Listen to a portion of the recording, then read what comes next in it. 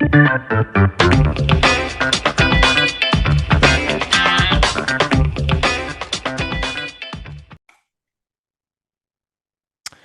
right. Happy Friday, everybody. I hope you guys are having an absolutely fantastic weekend. Start to your weekend. It is a sunny day here in Seattle, Washington, and they are doing an air show right above my house. So if you guys hear some booms, it's not me, it's the air show. F-16 is flying above our house. It's cool to watch. It's not cool to listen to. That's just an explanation there. I hope you guys are having a good day. We got Marcus Maloney with us today from Epic Realty and Investments. Marcus got his start in wholesaling. He's a master at wholesaling, but now he focuses on residential group homes. I'm super excited to jump into this, Marcus. Thank you very much for hopping on the show. Thank you, Gabe. Thank you for having me on the show, man. And it's Equity, Realty, and Investments. So, but Epic was close enough. I said that wrong, didn't I? That's my bad. My bad. It's cool. It's cool. So, yeah, just my quick background. I think that's where we're going, right, Gabe? Yeah, it's exactly where I'm going to take us. Okay. Yeah, man, got started. I learned actually from my mom back in the 80s, late 80s. She got started. She was a nurse for a government facility, and she was a nurse, and she just really didn't want to do it anymore. She bought two houses, right? She bought one that was just a burnt out house, and then the other one was just a trashed out rental with the squatter. And me and my brother, those are the hard ones. Yeah. It was like, what are we gonna do with these houses now? Mind you, I think I'm like in the 8th grade. My brother was graduating high school, so for us it was just, hey, this is more work for us to do, because my mom always came up with these creative ideas to find work for us. But at the end of the day, we still hold one as a rental. So think of how much money that property has paid us over the years. So you go back from 89 to 2024, what's that, 34 years or so? Long time. 34 years. Yeah, that property has paid itself off time and time again. We still got positive cash flow coming from that property. And then the other one, she did a fix and flip. And this was, again, back in 88, 89, before fixing and flipping was even a thing. She bought it, was like, hey, I can go in and renovate this thing and try and resell it. And that's exactly what she did. And she made like 30, 40 grand, if I'm not mistaken, on that flip. So after that, it kind of opened my eyes up to, the power of real estate and the power of land. So that's kind of how I got myself started. Naturally, 8th grade, I wasn't going out buying properties or anything like that, but it took me some time. But it always resonated with me, the power of real estate. Yeah, so you had it in the back of your mind. Your mom set the precedent. Yep. So she set the precedent. And then after that, I really didn't have any money to get started in real estate. So naturally, I was wholesaling. So putting out direct mail pieces, driving for dollars, walking for dollars, all of that kind of stuff. And then just started finding deals, man. And that's how I got started. I cut my teeth, on the main streets of Chicago and Phoenix. So that's how I got into real estate. Nice, man. I love it. And, I love hearing when people have positive real estate mentors or role models in their life at the early years, because, that's really when you can kind of your influence and you get to see the impact of what real estate can do for somebody financially. Sounds like your mom, she did those first 2 deals and you really got to see the power of what real estate can do. And so you took it by the horns, you ran with it. Wholesaling is a hard game. It's hard to get into. It's hard to keep, generating consistent income as its own business. So, how long did you Gabe? Say that again, because a lot of people have a misconception that, hey, wholesaling is easy. I can get in, get started. Yeah, it is a low barrier to entry, in certain markets, but it is a grind. It's a dog grind every single day, every single moment. Yeah. I never recommend anybody. You can definitely do it, but I don't recommend anybody start a wholesaling business when I talk about real estate, because it's a grind, and it takes a lot of effort, a lot of systemization, and it's just a lot easier to even flip a property and make a significant amount of money than it is to do all those wholesales. But it is a great tool to have in your belt. We were talking about this before we got on the show. I'm doing a deal right now where it just doesn't make sense. Like, I would never buy this property. It's way too high priced, but I know somebody in that market who wants that property. And so I'm saying, whatever, we're just going to get this deal done, wholesale it to my colleague. So it's a great tool to have in your belt. And Yep. it sounds like something that you really mastered. So once you first got into wholesaling, how did you grow it from? It sounds like you built a wholesaling company before you started getting into buy and holds.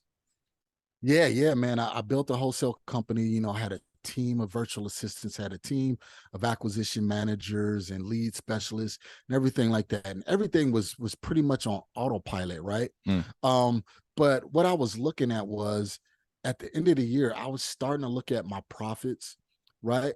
And that the profit against the time spent and making those profits. Mm. And when I look back, it's like I was making probably like 16 to 20 bucks an hour, Oh, yeah. doing the work by the time, I paid out, all my employees and everything like that. And I was like, you know what, this just doesn't make sense.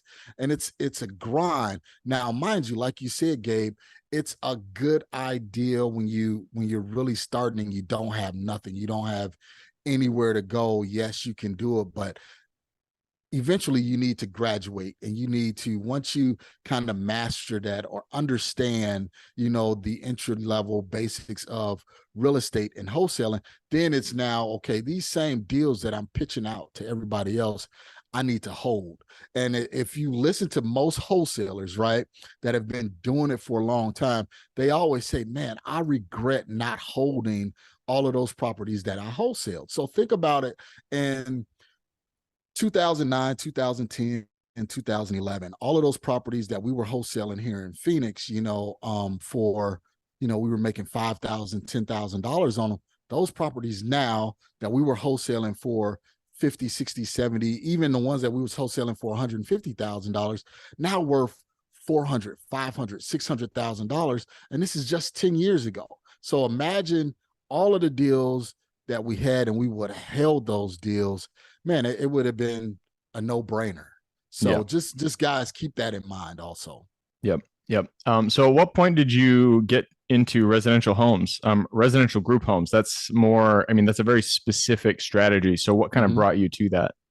Well, you know what? It goes back to my mom and my grandparents. Actually, we grew up on a 49-acre farm just outside of Chicago, and my grandparents and parents were always entrepreneurial. My mom, she had a job, but she was always doing something else. And they were bringing inner city kids from Chicago to this farm and just showing them a different way. It was like Mm-hmm. during the summer, get them out of the inner city, bring them to this farm. We had basketball courts and all of this kind of stuff. And then we started noticing the state was saying, hey, you know what, if you're doing this with these kids, hey, we got kids that's in the system that can use, your facility. So they started bringing kids out, and we got a contract with the state of Illinois, and then we just started expanding, and then we needed other residential houses to house a lot of these kids. So then we would buy them, renovate them, and then we would put kids in them. So versus getting them and renovating them just as a traditional rental, now we were renting them out to the state by the bed per kid. So Mm. it exponentially, increased our returns on each property. So my grandmother and mother started that, but then me and my brother kind of took it over, and we just been working to expand that footprint of what they started. Very cool.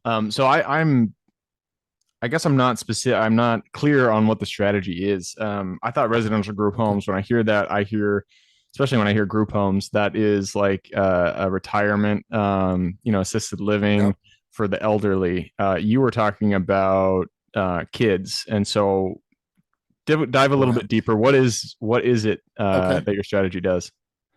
So these are kids that are wards of the state. So they Oh, could okay. be failed adoptions. They could be kids that, parents are substance abuse Mm, addicts, and they are now, I don't want to say properties of the state, but the state yeah. is their parents, Right. and the state don't have any place to put these kids. So they contract with us, and then we open up our homes for these kids. So the very big misperception is residential group homes are only for, elderly or mentally disabled, but you have a lot of kids that's in the state systems that they don't have any place to go. Normally the option is foster home. There's not enough foster parents out there. Juvenile detention centers. Well, some of these kids don't warrant being in a juvenile detention center. It's not their fault that they're in a position that they're in. Their parents were screwed up, messed up, or whatever. Or the other option is like the mental state hospitals. And a lot of these kids don't need that. So what's the other option? And we found another option and another way for these kids to grow up in some sort of semblance of a family setting without being institutionalized. Yeah, I mean, having stability in your younger years is so important. So it sounds like that's really what you guys are giving them is stability in housing, being able to stay in one spot and not having to move around all the time. Are there specific requirements for, if an investor, say here in Seattle, had a single family home, they wanted to put their home up for use for a group home for the youth? Are there specific requirements the state has for these type of properties? What is it that Yep. kind of qualifies you to rent in this way? So there's two caveats, right? So we not only have the properties, but we also have a complete nonprofit agency that has Mm-hmm. the contract with the state. So for someone really to get into this, they would need to find a state agency that already has a contract with a company. Let's just say Catholic Charities. Catholic Charities is across the country. Catholic Charities have kids that need placement. You would contact Catholic Charities and say, hey, you know what? I have a house that we would explore, doing this with kids. And normally the agency will make sure that there is 24-hour care, at the facility or at the home. They will make sure it's a triple net lease. So they would pay, the rent, all repairs, and in some cases they will pay the property taxes also. So it's really finding those subsidiary organizations, nonprofit organizations, or for-profit organizations that work with kids Huh. So and it's contract rented, directly with them. right? So it's structured as a triple net. So they're paying Yes. essentially everything. Wow. That's really Yes, unique. and it's so, and your lease is with the agency and not naturally not with the kids or the foster parents or anything like that. So it's guaranteed. It's guaranteed rent. Interesting. Do you have any resources that you could provide to the listeners if somebody wanted to get involved in this, like any websites or agencies that you specifically know are high quality? Sure, like I said, Catholic Charities is one, but really, only thing you have to do is contact your local government. Like in Illinois, it's called the Department of Children and Family Services. Here in Arizona, it's um, Department of Child Safety. So Mm-hmm. you just have to find out what government agency is the ones that take care of kids and contact them and just see what services they provide and let them know exactly what you're trying to do. And they'll connect you with the third party organizations or agencies that have the contract with the state. Very cool. What about locations? It sounds like this is probably it's unique to cities, right? And so this is not going to work in a small town or anything like that. Um, you have to Actually, be. actually, actually, Gabe, it's the reverse, because remember what we did, we were outside of Chicago, so they Mm. wanted to take the inner city kids out of the inner city to this rural setting. Oh, interesting. So Right. To get right, them in a so different they environment where hopefully you change their behavior or something like that. exactly, Okay. exactly. So you put them in a rehabilitative mindset. So it's like, okay, we're going to show you a different way. The inner city is there. Yes, you understand the inner city, but hey, how about this? Look at this option, and then that way you can start working with them, and these kids be begin to explore themselves and begin to understand exactly who they are without those negative influences that's around. Now, that's one side of it. Now, the other side of it is you can have a residential group home in the inner city. It's a Mm. lot more taxing because it's a lot more work, because these kids a lot of them have in and out privileges once they get to a certain age, and it's more difficult to, kind of corral them and make sure that they're doing what they're doing, because what you want positive outcomes. So for an investor, it's, yes, we get the rent, but the overall scheme of it is you want positive outcomes for these kids. So it's not only just the investment in the property, but the social investment in the community also. Yeah. Are there any additional amenities that you like to have in your house for the kids? Is there, I mean, I can't really think of anything off the top of my Nope. head, but the no, the, it's just the a bigger the regular. bedrooms. Okay. Yep, the bigger the bedrooms, the better, because then you can do, bunk beds, or you can, put three beds in one in one room and maximize the profit. So it's no different than like a profit share home Hmm. or a pad split or something like that, where you want to maximize the square footage and the footprint of that home and try and get as many beds in there as feasible, with still some traditional sense of, home living. Yeah, absolutely.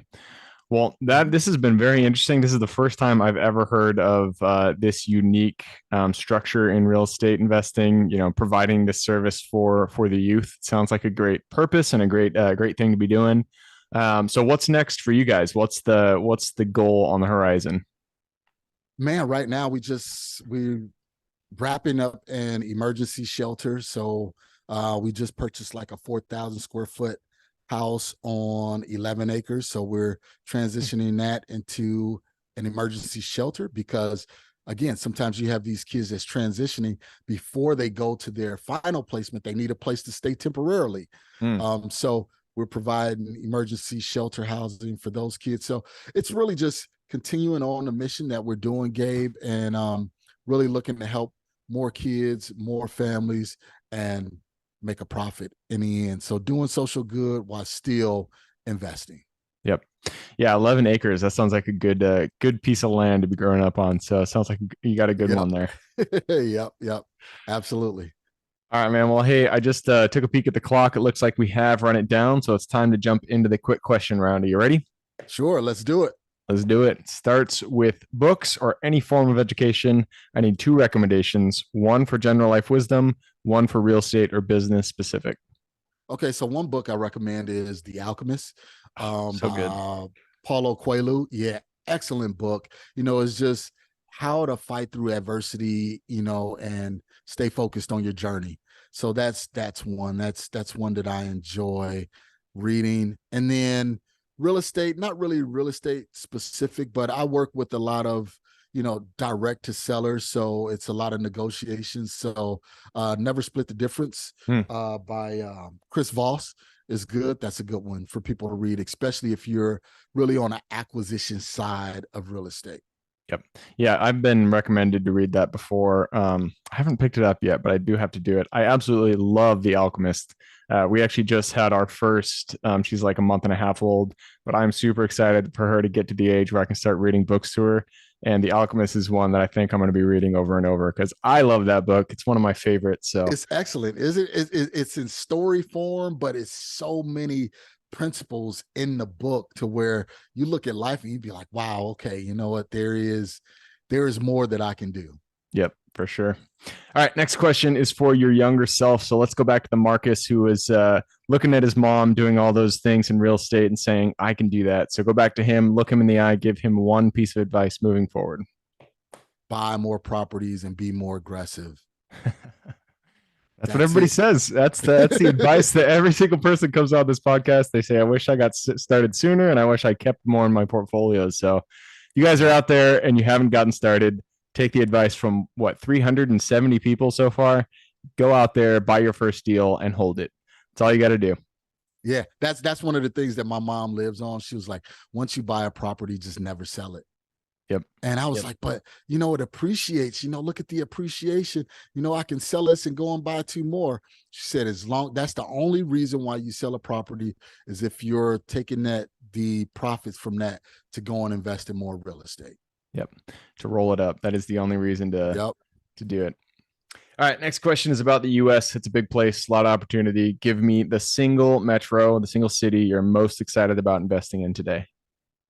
Man, the most excited about investing in, I'll have to say, the tertiary markets of Chicago. I know a lot of people say, Illinois is very, very tenant friendly, which it is. But if you have the right, strategic partners as far as attorneys, um, police officers, everything like that in place, you won't have any problems. And I love when people talk about, how terrible Illinois is when it comes to real estate investing.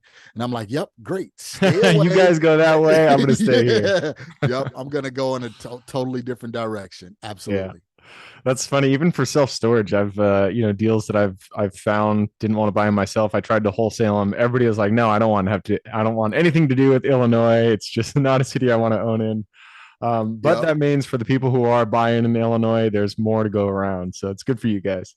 And it all relies on your strategic partners, having your attorneys in place, having it's a great state to invest in, but you have to be very astute about your business. You have to cross every T and dot every I. Your lease has to be tight, and you just follow the law, man, and you won't have any problems. You'll be able to get tenants out, Yep. evicted. All right. Next question is about marketing. It all starts with finding the deal. So, what's your favorite way to generate new leads? Favorite way to generate new leads, man, is really cold calling. I would say cold calling and direct mail, but more importantly, relationship building. Mm, Once you go into a market, find out who those major players are in those markets and start working with them. Even if you have to pass, like you said, pass on a multi-million-dollar deal where you only make 10 grand, but that person on the other end is happy, and you know that you will be able to come back to them and say, hey, you know what, I got another opportunity for you. Instead of me just passing it off, let's partner on this opportunity. So you can get into more deals, by having those strategic alliances and building rapport with other major players in your market, and don't look at them as competitors. yep.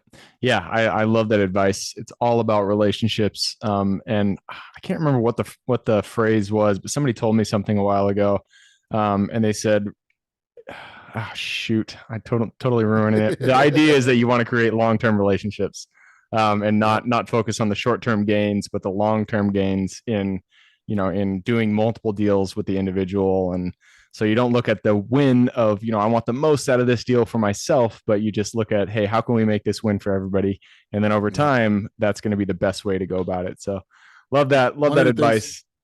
yeah, one of the things that I tell people is not every relationship has to be transactional, Mm, especially, and you know what, I'm gonna be a little bit biased, women that are listening, it's men. We always want to see, okay, what's the transaction in this yeah. experience? Yeah. And sometimes you got to set aside that transaction and say, all right, what can we benefit or gain from as a collective group together? And then, you'll see the transactions happen in the future. Yep. Great advice. All right, next question is about lessons learned. Not every deal is smells like roses. Sometimes shit hits the fan, and something happens that is unexpected. What was the biggest lesson that you've learned through an individual deal so far? Sellers and buyers both lie, right? you know Interesting. All right, all they right. they're gonna lie. They're gonna tell you what they think you want to hear, but you have to vet them thoroughly. That's for your sellers and for your buyers. We had sellers that said, hey, you know what, yeah, I got a lien on the property, the lien is 30 grand. You come to find out the lien is 130 grand, right? You have buyers that say, yes, I'm cash ready to go. And then you get into the deal, and then they say, hey, you know what, my bank financing is going to be calling you. So it's just understand that, trust but verify, and Yeah, verify completely. yeah, yeah, for sure. And that applies for due diligence too, like for the Yep. property. Never trust what the seller says. Most people have good intentions, I feel like, but they err on the side of what's beneficial for them. And Yep. so you gotta take what a seller says, take it with a grain of salt, and then do your own due diligence. Figure it out for yourself, just to make sure that nothing's gonna go wrong. Good advice. And that leads us to the second to last question. This is about your strengths. We are all gifted with strengths that we uniquely provide this world. So, what is your Superman strength? Problem solving. Man, I can diagnose and identify a problem and come up with a solution to where it's beneficial for both parties. I think that's definitely my superpower. I love going in and identifying problems and trying to figure out how, I can fix them or how we can fix them together. So that's my puzzle Yeah. No, in that is a life. strength that you need in real estate because there are plenty of problems to go around. So you're gonna shit's gonna hit the fan in every single deal. It's never goes the way you think. And so you just gotta run into the problem, fix it, and move on. Yep, you got it. All right. Last question is for the listeners. You've given us a lot to think about. I'm sure people want to reach out, get in contact with you, learn a little bit more about what you guys do. So what is the best way for people to reach out? Man, all of my social handles are MRCS Maloney. That's Marcus without the vowels. So MRCS Maloney.